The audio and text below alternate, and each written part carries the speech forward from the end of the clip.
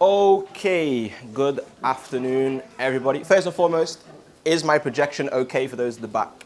Am I too quiet, or does that sound okay for you guys? Hopefully it does. Okay, so just quick introductions, but we'll introduce some other people as well. So first and foremost, my name is Adam. So I will be the host, quote unquote, for this evening. We'll be doing the hosting for the Q&A as well afterwards, but I will just mention, just to begin, we do not have any planned emergency exits at this moment. There's no fires, okay? However, in the event of emergency, we're gonna head out the same way you guys come in, and there's a staircase at the back, which you probably came through. We'll head down those stairs, and the meeting point is on Abercrombie Square, okay? So that's just the main thing I need to get out of the way. What I'm first going to do is I'm first going to ask our project creator for the International Slavery Museum, Alex Scott, who's the project creator for archaeology and history. He's just going to introduce himself, things to do with CSIS, as well as some of the space that we're in as well, just to introduce that into the space. And then I'll introduce Ashleigh, and then Ashleigh will have the floor to talk to you guys, because you want to listen to Ashleigh more than anyone else, okay? So if you don't mind, Alex, take the stage for us. Ashleigh.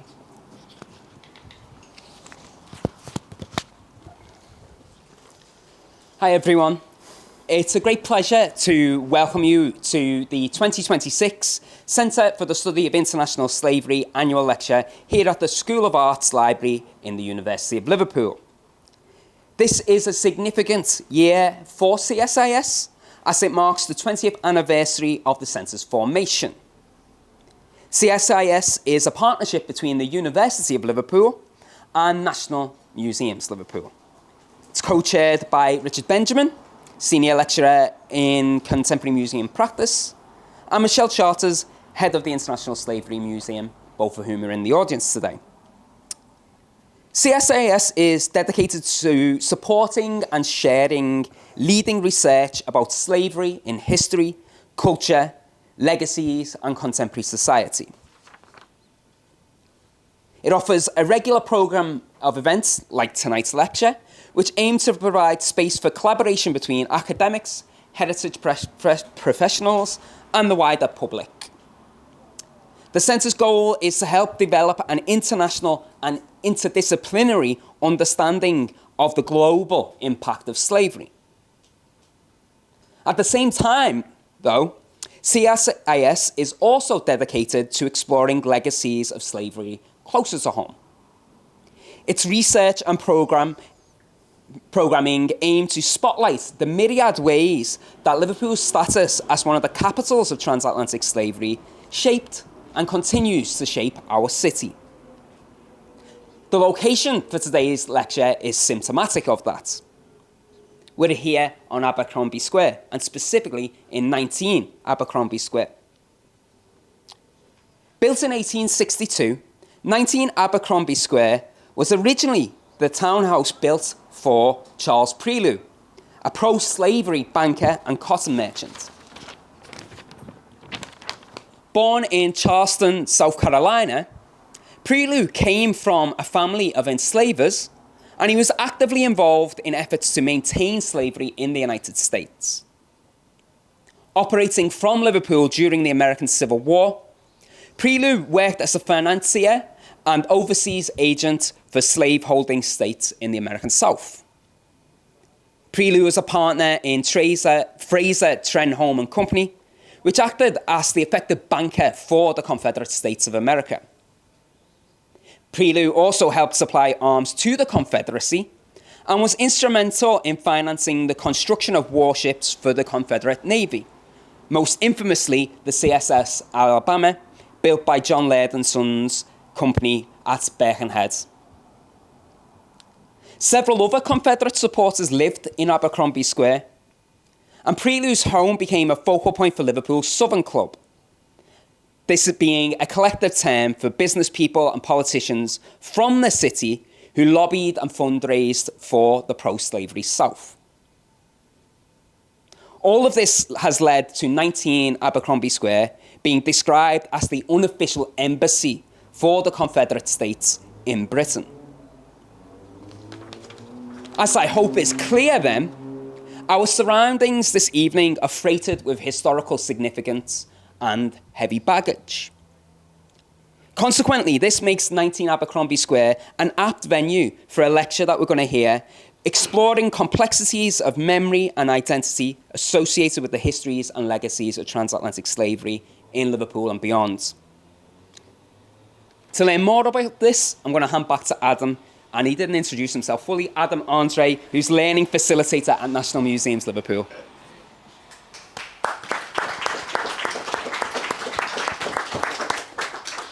Thank you very much, Alex. Right, so the main thing I wanted to mention as well, just before I begin my little speech I've created, bear in mind, there are going to be some things that might sound familiar. We didn't copy each other, okay? But the one thing is that I feel as though Ashleigh's voice is very powerful. And I think voice is very important when we're telling the stories that we're going to be telling today. And I think that also relates a lot to the work that I currently do in the International Slavery Museum. Working as a facilitator means that I often have to use my own personal voice, my own personal experiences to help tell the story of transatlantic slavery. And so I think that mirrors a lot with what Ashleigh does within his own work. And I think mainly for me as well is why I'm really interested to see how he utilizes his voice, and I've already saw some snippets of things he might do throughout this session. So I'm very intrigued to see that. But what I will mention as well is, of course, I will welcome you. Okay, so good afternoon and welcome. Well, it is a pleasure to be hosting this afternoon as a representative of the International Slavery Museum, and of course to those of you here as esteemed guests. Today's session forms part of an ongoing commitment shared by both institutions, whether it's from us, National Museums Liverpool, or CSIS, exploring the legacies of slavery, colonialism, and race, not only as historical subjects, but as lived realities that continue to shape identities, cultures, and structures of power in the present. Central to that work is the importance of voice. Who gets to speak, whose stories are told, and how those stories are framed. And so it's in that spirit that I'm especially pleased to introduce our guest speaker, Ashleigh, this afternoon. Ashleigh is a writer, a speaker, an advocate whose work explores race, identity, and the long shadow of colonial histories in contemporary Britain. But maybe more recently, Ashleigh is maybe well known for the novel that is at the very back, which you very much well can collect later on, Locks, which offers a deeply impersonal, unflinching account of growing up in Black Britain. But he's not only a writer, he's a performer, a therapist, a founder and CEO of Rise Up, an organization designated to reach those communities that are considered hard to reach. And so, with that, I'd like to say as well, the book itself is not just simply a memoir. It is a work that aims to challenge dominant narratives and invites readers, like ourselves, to confront uncomfortable truths. Through his storytelling, Ashleigh explores the intersections of systematic racism, education, family, and self-understanding. So what makes Ashleigh's work particularly compelling in the context of today's lecture is the way it bridges the personal and the structural. His reflections speak not only to individual experiences, but to the wider systems and histories that shape those experiences and the institutions like ourselves, and how we are continually working to interpret, question, and reframe these points. And so in many ways, the work aligns with the broader conversations within the museum and academic spaces, and the need to move beyond single narratives and towards more inclusive, multi-perspective approaches to history and storytelling. His voice adds an important and necessary dimension to those discussions. And so today, we are very fortunate to have Ashleigh with us to share his insights, his reflections and experiences, and I'm sure that this talk will not only offer powerful storytelling, but also an important challenge to all of us to think more critically about the ways in which history, identity, and representation intersects. So please join me in welcoming Ashleigh to the stage.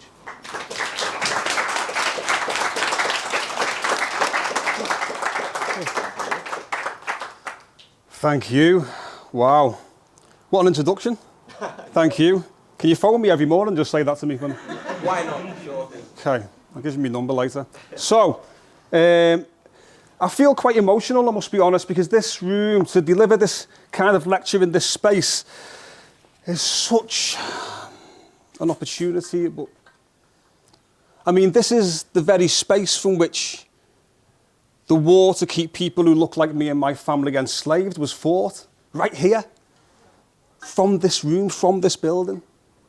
And now, here we are.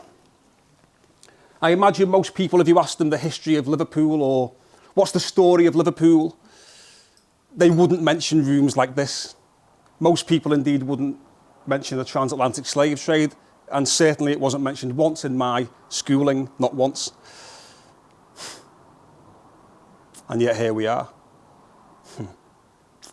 I imagine most people, if you asked them to tell you the story of Liverpool, would say something like, I don't know, the Beatles, footy, football, a great sense of humour, haven't they? It's really funny. Everyone's a poet.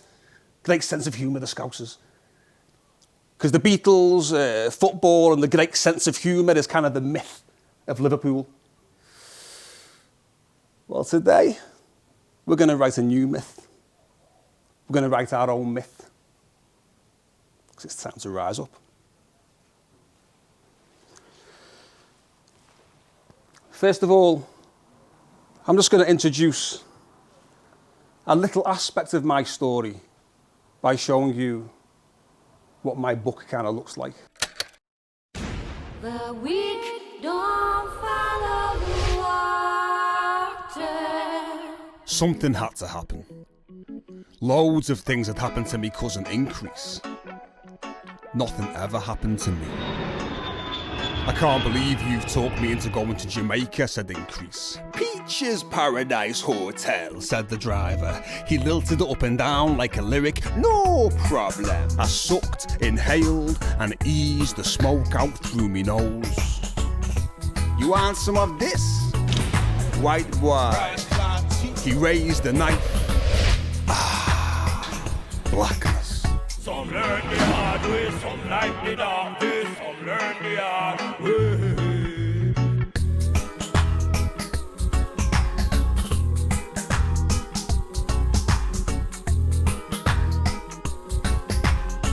There is no turning back.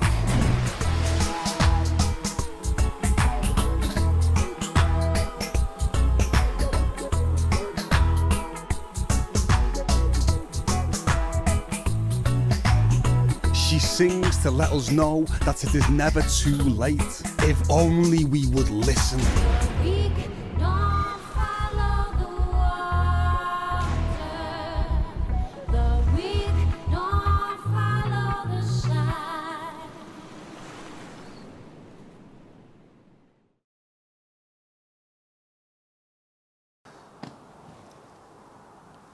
The time has come to create a new myth. You know, a great inspiration of mine is the leading mythologist Joseph Campbell, who once said that I have read somewhere of an old Chinese curse, may you be born in an interesting time. This is a very interesting time. Everything is changing. It is a period of free fall into the future, and each has to make his or her own way. The old models are not working. The new have not yet appeared, and we are the ancestors of an age to come. The unwitting generators of its supporting myths, the mythic models that will inspire its lives. And I don't know if there will ever be a kind of overarching belief system, a new belief system like the monotheistic religions we've been living with for a couple of thousand years. But I am certain that if we take what we now know about the universe, about our histories and about our lives, our lived experiences, and raise it up to the level of myth, we can create stories that have the same wisdom, that are just as enlightening as the tropes we inherited from our ancestors, if not more so. Stories to guide us through these fraught and divisive times that we're living in. The successful development of a secure identity requires solid foundations. And that is why every nation in the world has their own creation myths. Creation myths help us to shape and understand, I should say, where we came from. They help us to understand why the world is the way the world is. And most importantly, in times such as these, they help us to get some kind of grasp of where we are going next. With these notions intact, one can then develop a secure identity. I am from here. I believe in this. I should serve the world, the nation, my gods in this way. And all of this happens unconsciously as we grow up, as children, as we see and we hear and we absorb the stories all around us unconsciously. But what happens if those very stories on which we founded our identity were created and told by those who did not have our best interests at heart?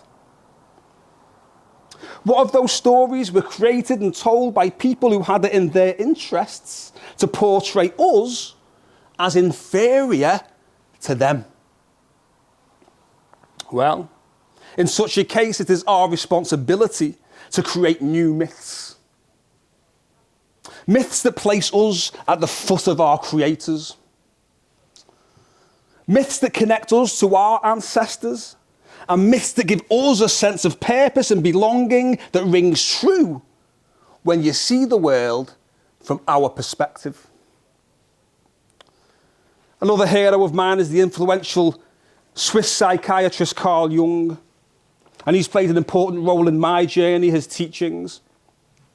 And there are 3 Jungian terms I'm going to keep referring to frame this lecture. So I just want to make sure that you all understand what these terms mean.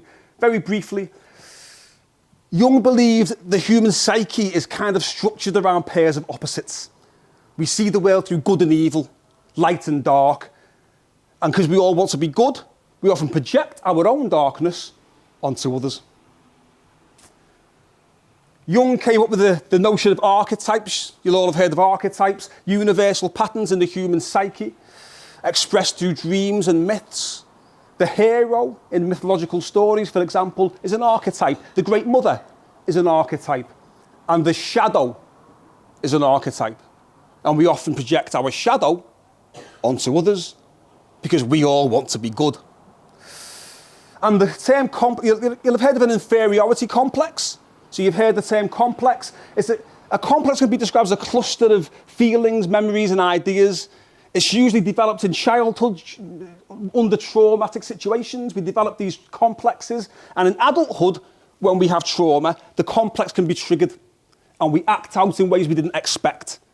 And we often avoid our traumas and even pretend they didn't happen when the complex arises, because nobody wants to be bad, everybody wants to be good. And nowadays, there are only, in fact, in the USA, there are only 4 black Jungian psychoanalysts. And one of them is Dr. Fanny Brewster, one of the very few people in the whole world who is working on the idea of the racial complex.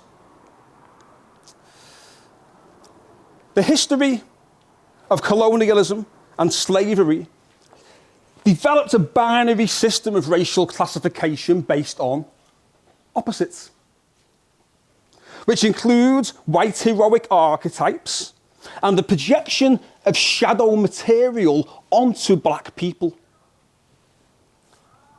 which has led to what Jungian analysts describe as the racial complex. As I grew in this world, it became apparent to me that I had based my identity on 3 predominant origin myths. The first was the myth of the white God. Now, nobody in my church told me that God was white. But I do remember that in my Bible, Jesus looked like this, the archetype of goodness. The Virgin Mary, the Mother of God, looked like this, the archetype of purity. And the angels who chose to stay loyal to God when Satan deserted him, creating the opposites of heaven and hell, looked like this, the archetypes of righteousness. And I was raised in the Seventh-day Adventist Church in Kensington. And I would say that 85% of the congregation in our church were the same race as my dad, who looked like this. which segues us neatly into the second origin myth on which I was raised. The myth of the Great White Empire. An empire where its people were so exceptional that they could conquer the whole world simply by dint of their collective intelligence and innovation and courage on the battlefield. An empire's stories always include the untold stories of the other people outside of the exceptional group. Those people who are defined as inferior, less intelligent, and less courageous in battle because they are the ones who were written out of the story. They are the ones who were defeated, dominated, and subjugated.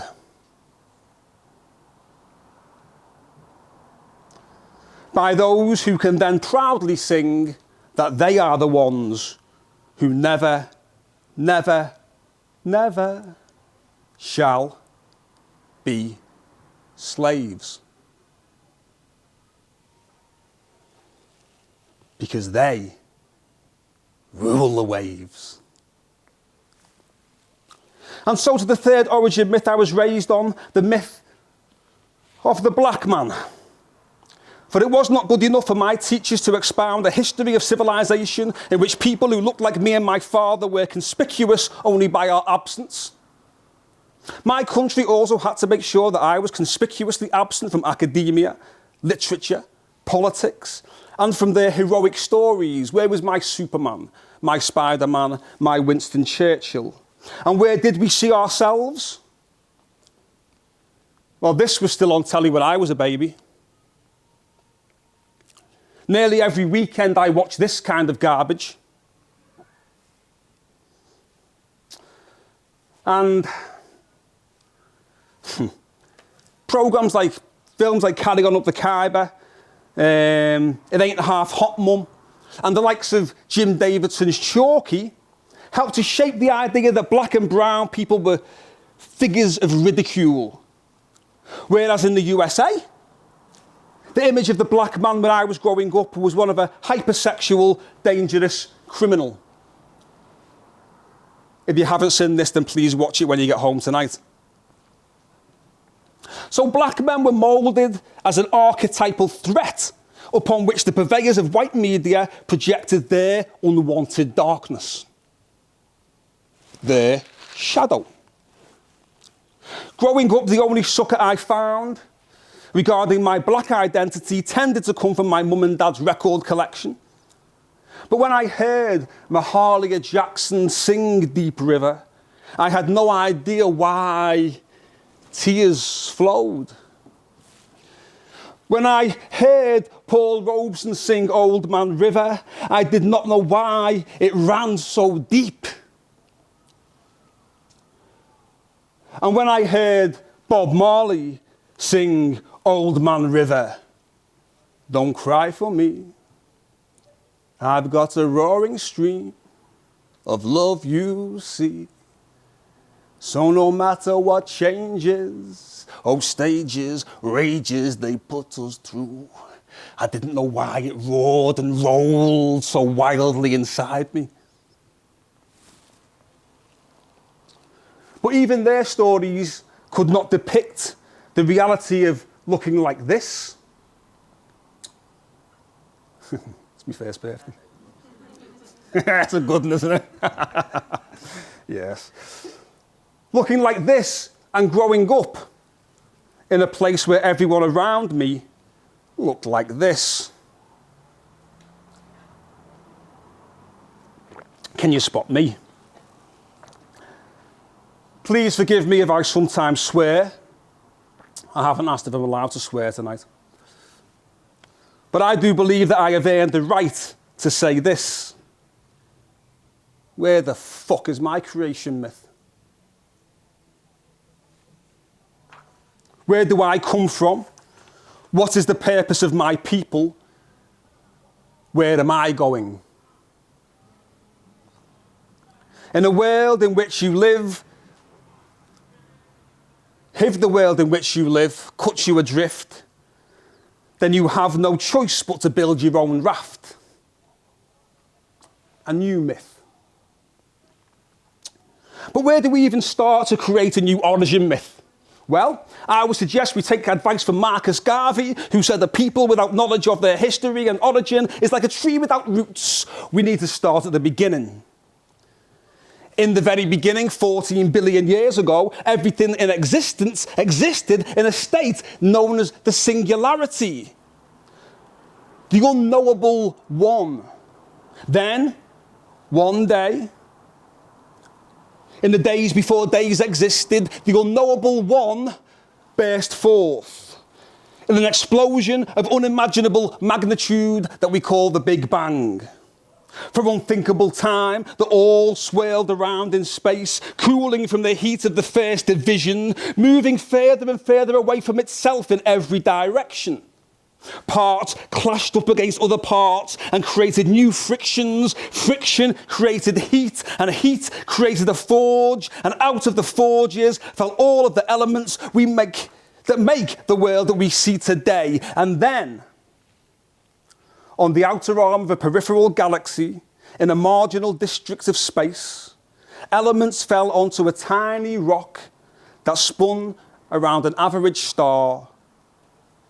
One small star in a cluster of billions of stars. Then, and nobody knows exactly how, but it would seem that under the oceans, where hydrothermal vents bubble up under the water, the play of opposites, fire and water, generated a spark. Life. Life created more life, and life finally walked out of the oceans and climbed a tree. And life eventually became so conscious and so curious, it could look back on itself and say, where do I come from? What is my purpose? Where am I going? These conscious beings learn how to grow new life from seeds in the fertile regions besides riverbanks. Joseph Campbell relies heavily on the work of Maria Gimbutas in his attempts to work out how we move from societies that worshipped the great goddess of the earth, from which we were all born and who looks after us to this day, to being ruled by societies who worshipped a male god of the sky who created us and then did one. The pertinent point for today's lecture is that we moved into beliefs of separation from our Creator and separation from each other as we developed the earliest villages, cities, civilizations, and eventually empires. Then, around 400 years ago,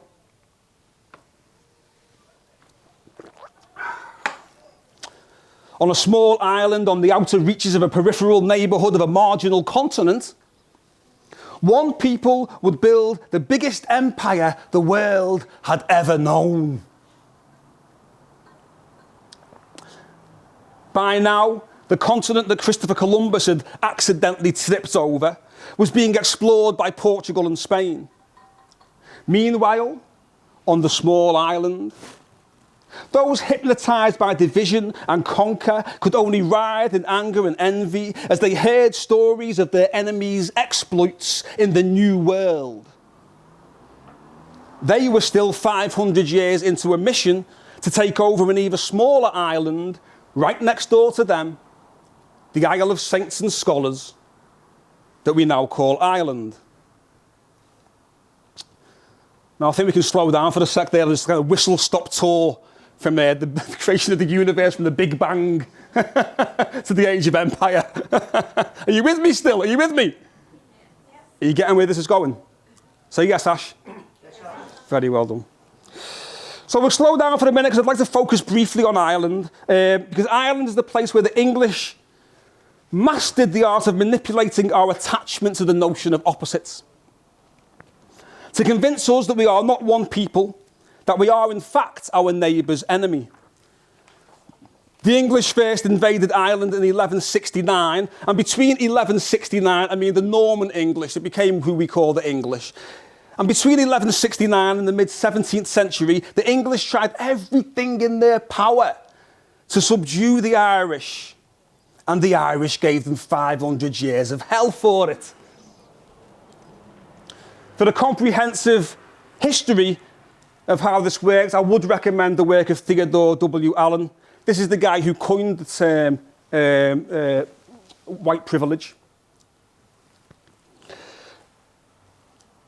Now, as a caveat, I would say that the invention of the white race doesn't cover the whole story of how the racial binary became such a pervasive myth. But his work offers a real in-depth, comprehensive comparison of England's first colony in Ireland and England's first American colony in Jamestown, Virginia, in the Americas. Allen details the difficulties the English encountered in Ireland until they landed on the only thing that would work to subjugate such a scholarly, martial and resilient people as the Irish. In short, this involved outlawing their customs and traditions, making literacy illegal, controlling the family unit fully by force, and forcing a people into a form of servitude where they could only possibly farm enough to fatten the pockets of their English masters while they literally worked till they simply starved to death. Is any of that ringing any bells? And the English only managed to maintain any semblance of order in their first colony in Ireland by creating a buffer zone class of people between the oppressors and those that they would oppress.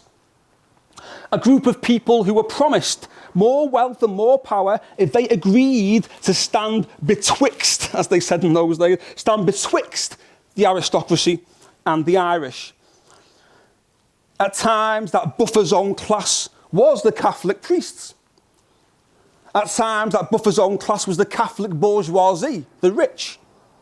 At times, it was Scottish and English Presbyterians given land in Ireland and power if they agreed to be that buffer zone class.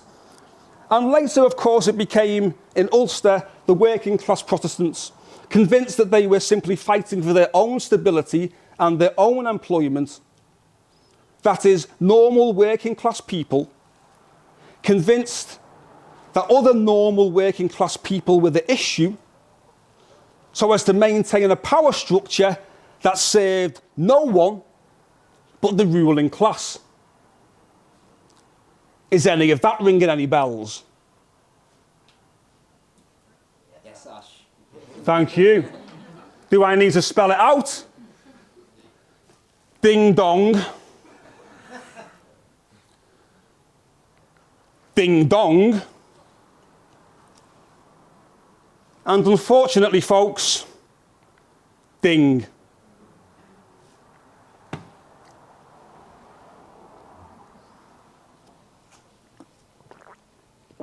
Just for balance, you know what I mean? It's the election soon, isn't it? So the English, let's get rid of him. So the English secured their first colony. I didn't mean literally. I voted Labour all my life. I'm just saying. Anyway, the English secured their first colony in the Americas in Jamestown, Virginia, 1607. Now in 1676, there was a rebellion led by Nathaniel Bacon, which united the poor whites and the poor blacks, fighting with each other against the colonisers. Now, Nathaniel Bacon eventually died of dysentery, and the English governor returned. And that was when the state of Virginia instituted all kinds of new laws. Laws that said things like Africans are not Catholics, therefore when Africans arrive in the Americas, they are slaves for life and so are the kids. Laws that said that black people cannot carry arms anymore, but poor whites can. Laws that said it was illegal to free your slaves even if you wanted to. Laws that said it was illegal for black people and white people to get married or even have intimate relationships. You see where this is going? The archetypal opposites in our mind and in the European psyche were being projected onto the differences in the external phenotype of human beings.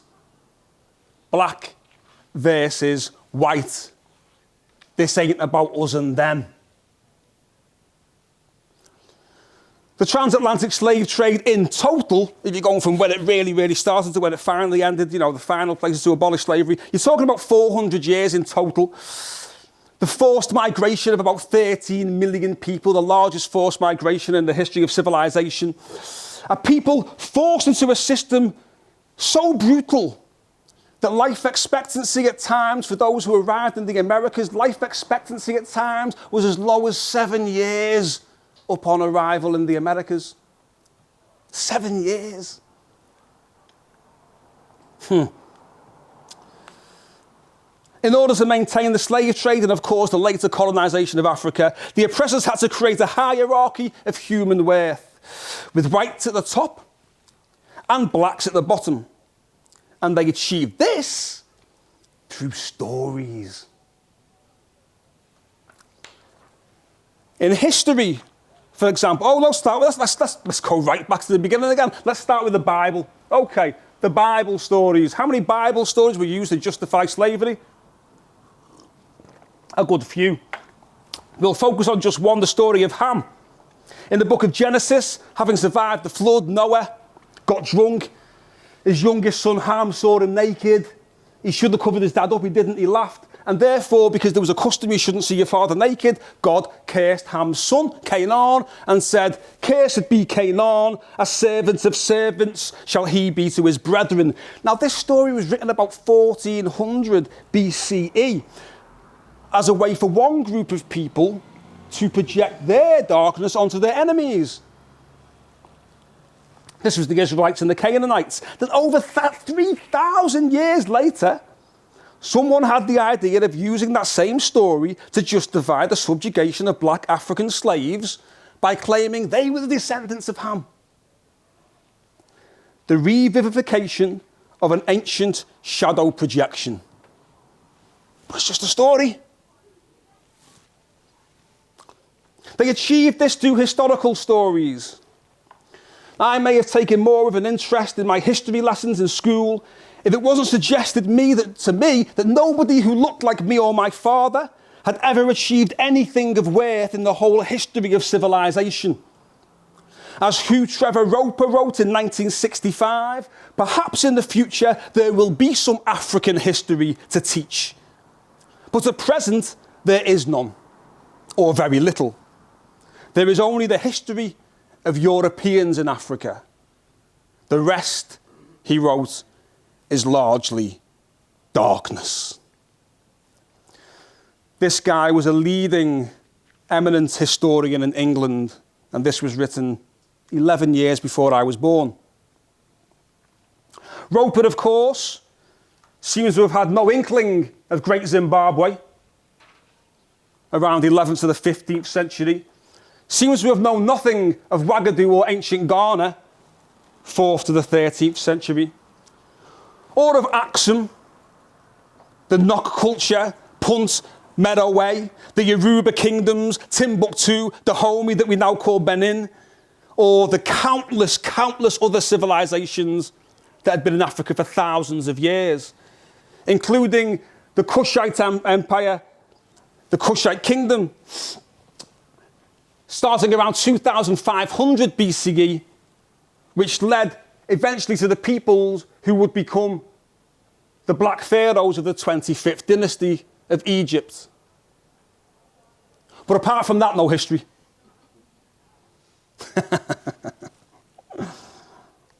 Maybe I would have paid more attention in my history class if people like Henry Morton Stanley were not sold to me as heroes. I was repeatedly told the story of the adventurous Henry Morton Stanley who found David Livingstone when he was missing in Africa and spoke that mellifluous phrase, "Ah, Dr. Livingstone, I presume." But no one bothered to mention to me that Stanley had burned African villages to the ground whilst travelling up the Congo River.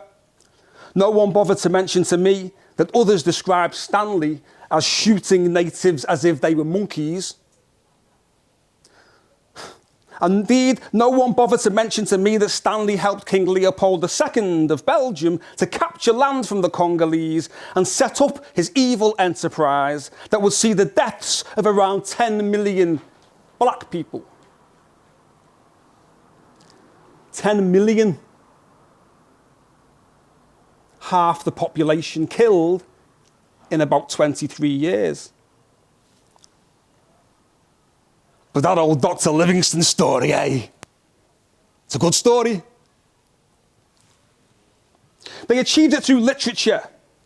One example would be one of our most prominent poets, Rudyard Kipling, the man who wrote the Jungle Book, the Just So stories, and the classic poem If. Also wrote White Man's Burden, in which he described colonised peoples as half devil and half child. He also wrote the poem Fuzzy Wuzzy, in which he described the Sudanese warriors as fuzzy wuzzies and poor, benighted heathens. But good fighting men, first-class fighting men, but poor, benighted heathens. But it's just stories, folks, just poems. But what do these stories say?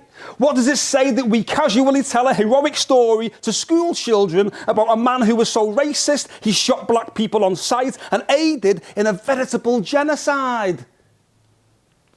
What does it tell us about how the education system viewed people who looked like me and my father? Because I loved the Henry Morton Stanley story. I loved my Rudyard Kipling stories. And I loved my Bible stories. But I was not included in those stories. Or if I was simply some shadow onto which others projected their own darkness.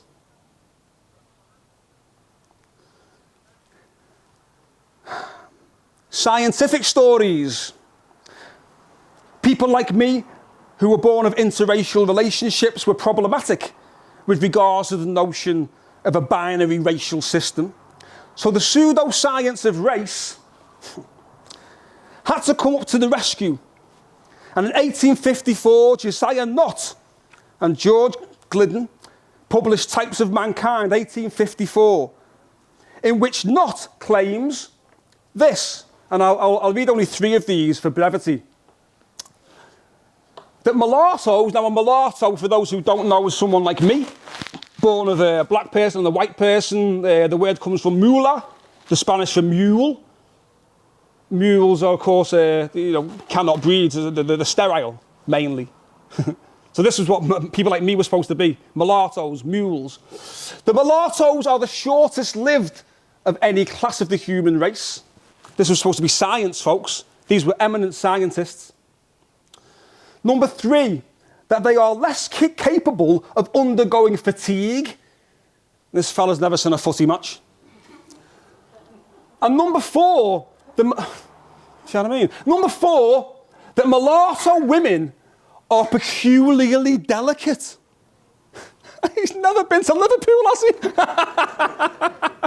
This fella's never walked around Kenny. So, they are bad breeders, bad nurses, liable to abortions. Their children generally die young. Blah, blah, blah. The mulattoes. So these stories define our culture. They create the reality into which I was born, and they formed my identity. That is the power of a story. The people who created these stories, the Western European empires, eventually colonised around 84% of the Earth's landmass. 84%. And it is their stories which for generations spread and infected us all with the false belief in a polarised universe, and they projected all of their unwanted darkness onto people who look like me and my dad. And by doing this, they created the racial complex with which we are still living today. But my racial complex, you see, is not as simple as black and white. My racial complex is a little bit more complicated than that. The time has come to tell another story. Say, rise up. You've got to put your fist in the air when you say it.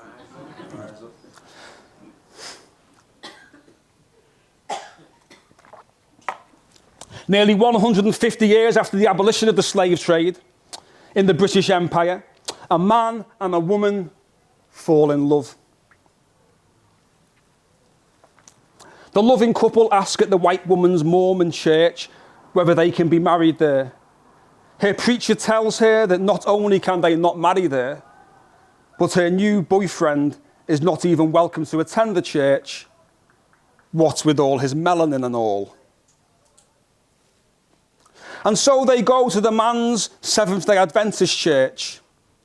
The preacher at the Adventist church tells the loving couple that he certainly cannot marry them, because that would be like marrying a horse to a donkey. God forbid we create another mulatto. They marry anyway, and years later a boy is born. It's the summer of 1976, the hottest year on record, I believe. At that point. They're probably hotter now, I would imagine. But that's another lecture. The boy grows up in a village on the outer arm of Liverpool, a place where everyone else is white apart from him and his family and maybe 2 other families. The boy is rejected, the boy is ridiculed, the boy is harassed by the police, and the boy finally, unsurprisingly, leaves school with no qualifications apart from 1 GCSE in PE and a criminal record. Then, in 1993, with no education in black history and only a perfunctory understanding of black culture, the boy, desperate to understand his own black identity, travels 4,000 miles across the ocean to the island of Jamaica. Unfortunately, the boy, being too culturally white, cannot assimilate into Jamaican culture, and he finds himself once again misunderstood. He feels ridiculed, rejected, and angry. He gets into a fight, he gets stabbed. Then he gets arrested and banged up. Now, one of the places I was held in Jamaica had this room called the Strong Room, an underground dungeon where the taps don't run and the toilets don't flush. And the boys are kept in there, they were kept in there 24 hours a day. One boy told me he'd been in there for 3 months. 3 months without a shower, 3 months without a flushing toilet, 3 months without seeing sunlight.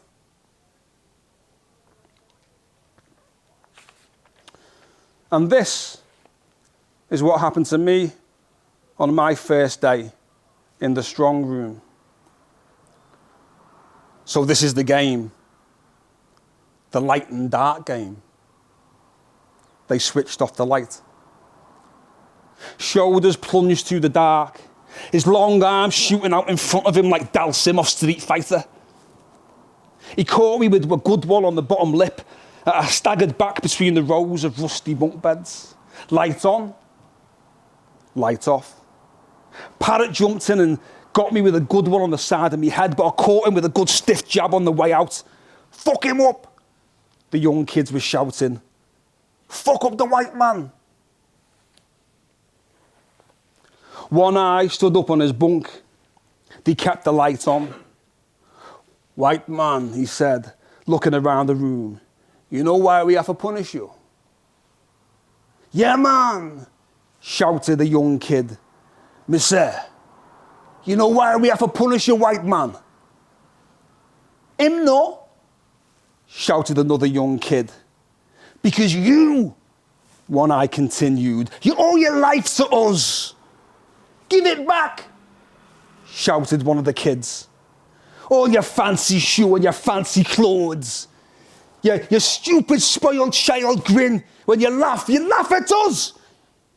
He sneered. You laugh at us, pussy hole. Everything you have is owed to us. And you know why? You know why, white man? Because of this.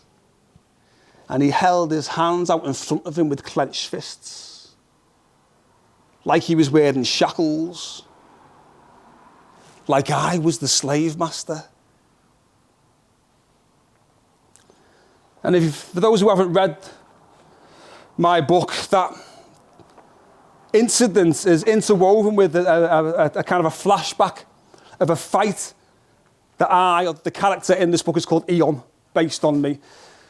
A fight that Eon, got into in a pub in the village where I was raised, Eon was raised. And in that pub where he was the only black person, the people were chanting, "Trigger, trigger, trigger, shoot that nigger." So we hear this, when you read that passage, you hear "trigger, trigger, trigger, shoot," interspersed with "fuck up the white man." You see, my racial complex is a kind of complicated. In the same year this occurred, 1993, leading sociologist Stuart Hall presented his seminal lecture, Race, the Floating Signifier, in which he described how, though we like to think of black identities as being a kind of fixed identity, like there's some way to be black, he said there is always someone, a constitutive outside, whose very existence the identity of race depends on, and which is absolutely destined to return from its expelled objective position outside the signifying field to trouble the dreams of those who are comfortable inside. Now, that's quite academic. What he's basically saying is that we take for granted that we know what it means when we speak of a black identity. But there is no such thing as a fixed black identity. And it seems ridiculous that we were saying this in the 90s and this was like seminal. And we still have to say it now. There's no such thing as acting black. There are people defined as black, and there are all the assumptions that we make relating to the stories we've been told about blackness. But here, folks, in Liverpool, the oldest black community in Europe, we have a 300-year history of black and white people having those children they try to stop us having. And on the outskirts of our cities, you get people like me, raised without access to black history and culture. Some of us just don't fit neatly into a field of opposites, folks.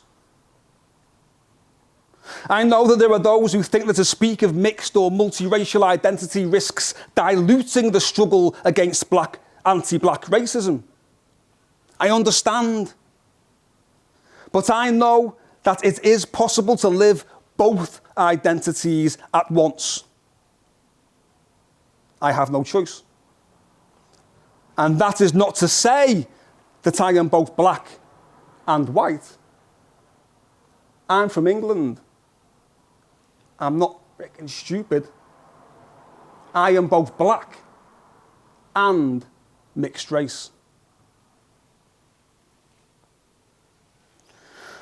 And maybe there is something in my story, if we raise it up to the level of metaphor, that helps us to create a new story, a new myth that moves beyond the battle of opposites. Well, it's been a long journey, folks, from one GCSE to being Dr Ashleigh Nugent and asked to present a lecture here for the Centre for the Study of International Slavery in this room where they fought to keep us enslaved. It's been a very long journey, but we are still dealing with this nonsense now. Their stories persist. Still they seek to erase us, to deny us the right to talk about our own history, our own people. I am losing friends as we speak. People who have known me for decades, people who have read my book, who have heard my songs and poems since back in the day, who have heard me talk about my history countless of times, who now sit up at night scrolling through social media posts funded by far-right American racists and European billionaires, then come back to me with denials and accusations as if I am the one who invented the racial binary, as if they are the ones in shackles. Well, I suppose they are. I suppose we all are. An injury to one, as they said in the civil rights era, is an injury to all. Carl Jung believed that the human psyche is structured around opposites, but that the way to a healthy psyche was not to pick a side, but to transcend, to accept that life force and creative energy lies in the friction between opposites. Carl Jung believed that that which poisons us will also heal us, like a snake that has both the venom and the medicine. Carl Jung also believed that African Americans were primitives. That was his complex. We are all living with the aftermath of what the UN now recognises as the gravest crime against humanity. Though everyone in the EU abstained from voting.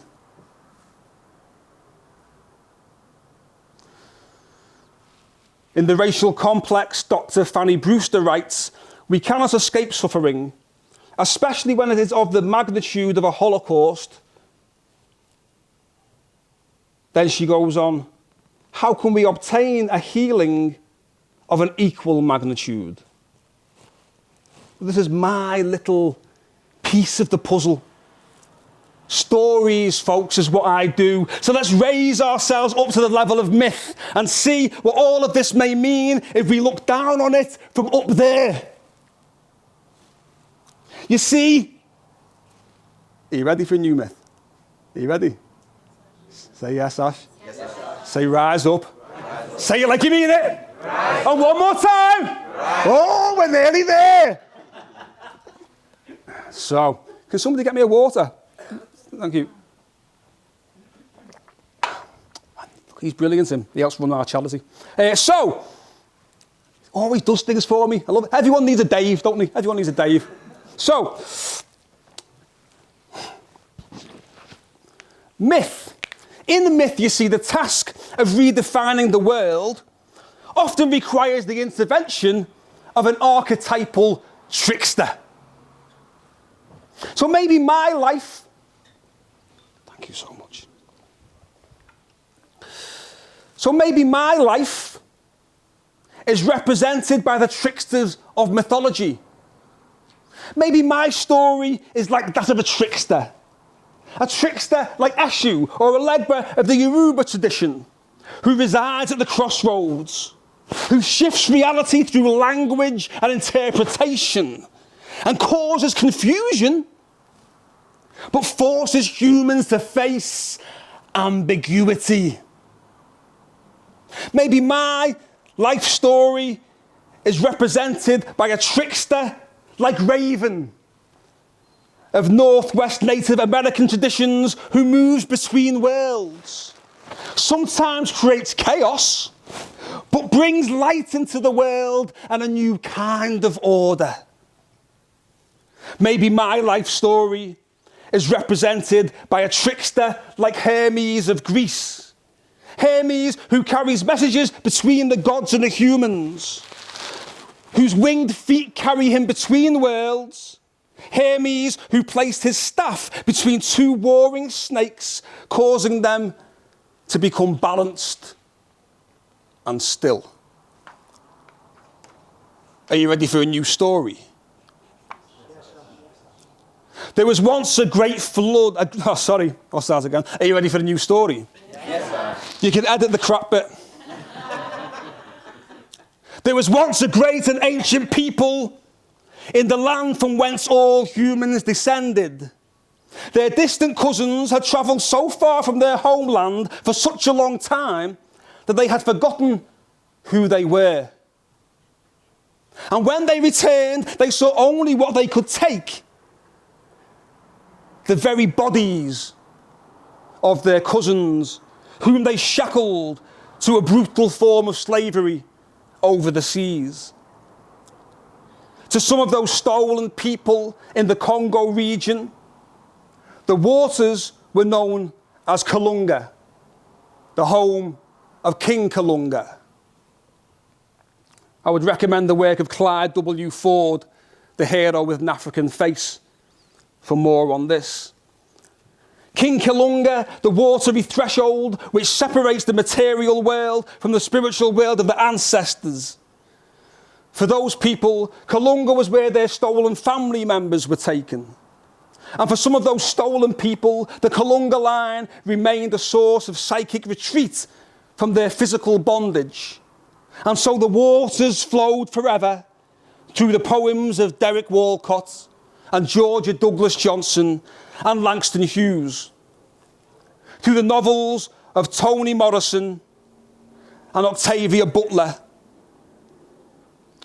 and in the songs, especially in the songs. Deep river, wade in the water, down by the riverside, row, fisherman, row, old man river, don't cry for me.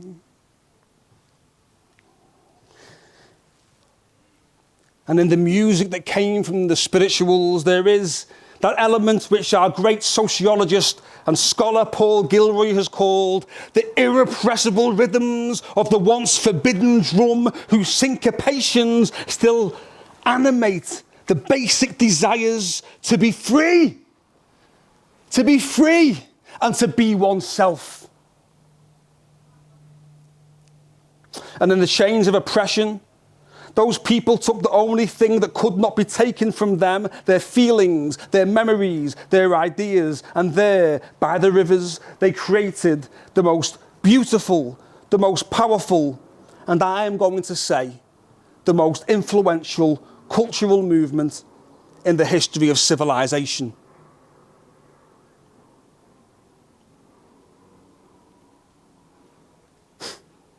From the spirituals, to the blues and gospel, to rock and roll and R&B, to jazz and funk and soul, to reggae and dancehall and right here lovers rock, to hip hop and house and dance and all the derivations thereof came from the slaves.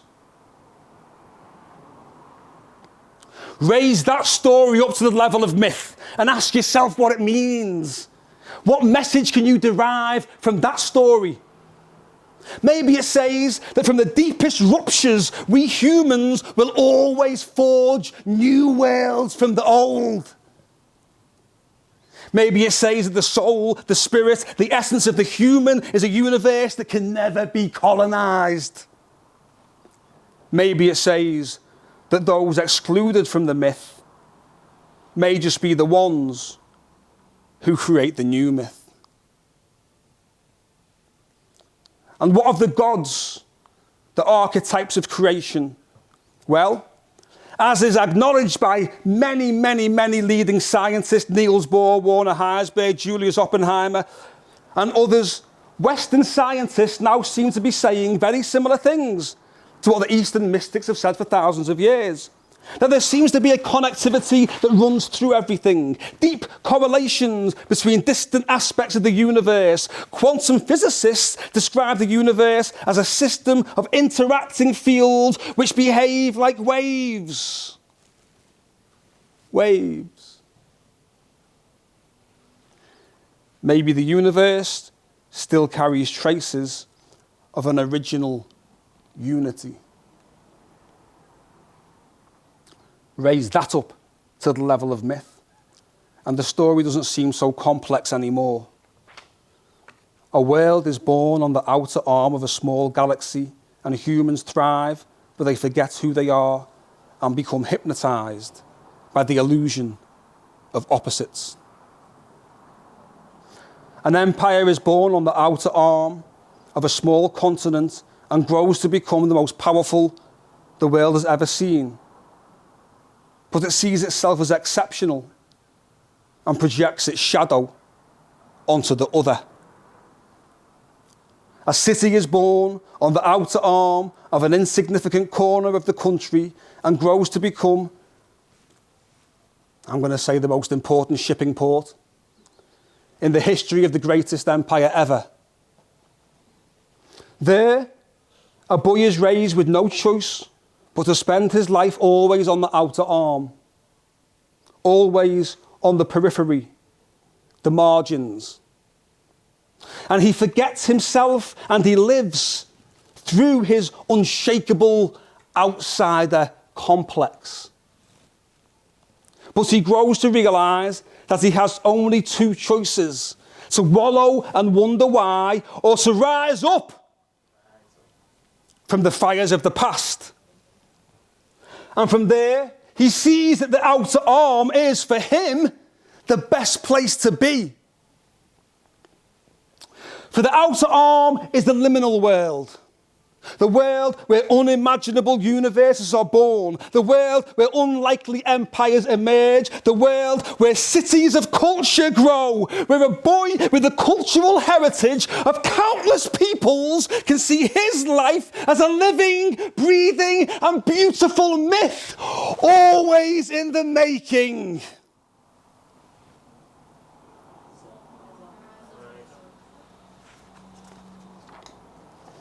The Jamaicans may not have accepted me as their own, but I saw me in them. And it was the music that really connected me.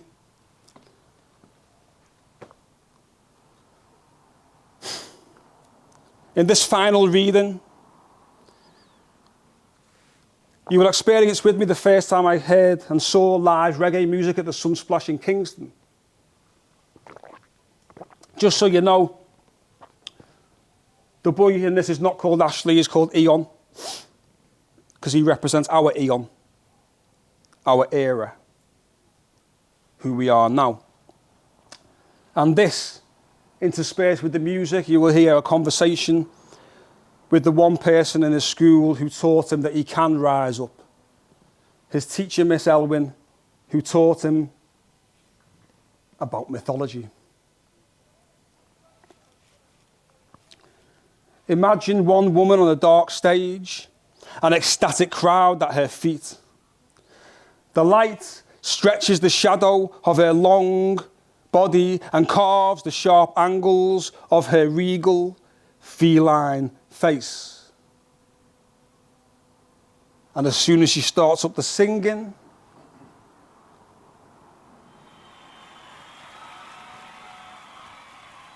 you recognise the song.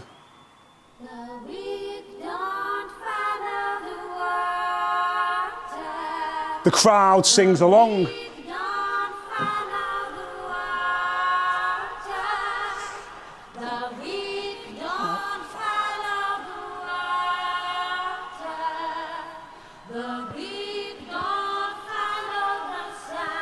Miss Elwyn used to tell me, the hero will seize a mighty sword, Eon, an ancient stone, a contended crown. It will seem to be the glory one had sought all along, and the danger is, you see, that it may consume our hero entirely. So one must overcome the temptation to stay in the land one has fought so hard for so long to reach. However, Eon, look at me, look out the window, Eon, look at me, good boy. She caught my eyes and spoke really slowly. The hero, in order to be a true hero, must relinquish the spoils of the exploit, and the hero must always return. The singer orders the band to haul up. Pull up. The band rolls the beaten bass down a short, steep hill to a stop. The hero must take the road back home, Miss Elwyn used to tell me. You know, Says the singer, looking around to address the band as well as the audience. I wish my little brethren and communities was here right now. The crowd cheers in agreement, then louder she says, Me say, me wish my little brethren and communities. She brings the band back in with a drop of a hand. A stocky young man bounces on stage, flanked by tall, beautiful women in long, colourful skirts and bikini tops. He's wearing a caftan and a turban. He has dangly things that look like the fancy curtain ties from Mum's front room hanging around his neck. His stout rock of a body sways from side to side as he waves his arm over his head like a rebel flag. And I'm like, oh my God, there he is! The lion man! He's all shattering that shoe, go ahead!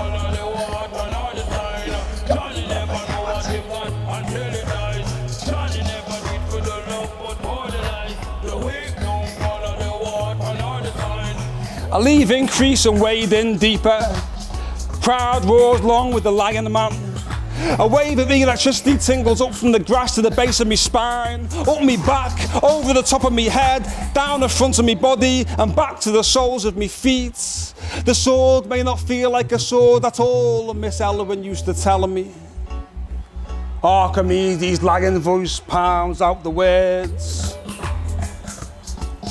and feet rise and fall as flag hands wave all over the rebel field. But fire's cleanse as purely as water, she told me.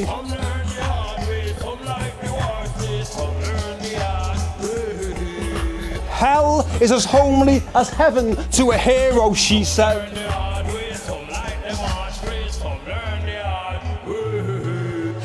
You may want to stay there, Miss Elwyn told me, time and time again, but the hero must always take the road back home.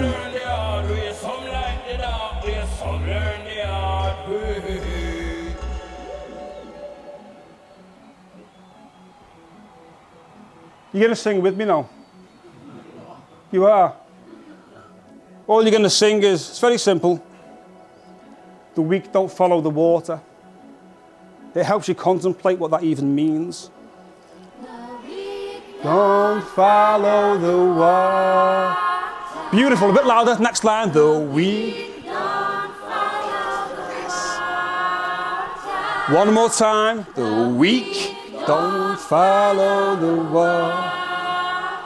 Last line. The weak don't follow the signs. It's been a pleasure, folks. Thank you.